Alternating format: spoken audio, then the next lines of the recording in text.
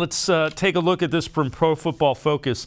They cluster the top 2022 NFL draft prospects together. So when you look at it, it's kind of interesting. So the route cluster, you got a couple of X receivers. You look at yard after the catch. Yak is yard after the catch threats. So people who you get the ball in their hands and they're really good. You've mentioned Drake London, and I certainly see what that is. The other one that's really intriguing is Treylon Burks. Take me through your thoughts just on Burks. Let's do Burks, London, and Wilson. We'll do those three. What you like about them and maybe some of the concerns with those. Yeah, I really like all of them, to be honest with you. And I even like Jameson Williams a lot, too. It's just the injury question marks there, right? I think if there was no injury there, I think that he would be the guy, in my opinion. But I like all three guys a lot.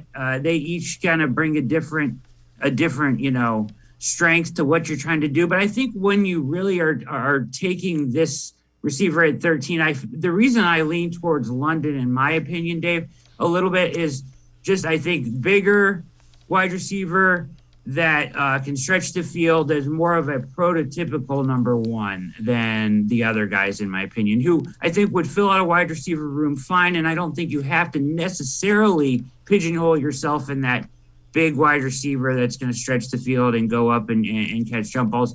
But I think in the AFC North, that kind of is what Browns need to add as a number one. And then I think you can fill kind of a gadget guy, as you kind of mentioned with the other one, and with the other guys, a gadget guy or a number two or a slot guy that maybe works in the intermediate or is more a yak guy from free agency. Those guys are easier to find, in my opinion, in that role. But I think the big prototypical number one is kind of where I tend to lean. Doesn't mean that's the way the Browns will feel or how Andrew Berry will feel, but that's kind of how I feel.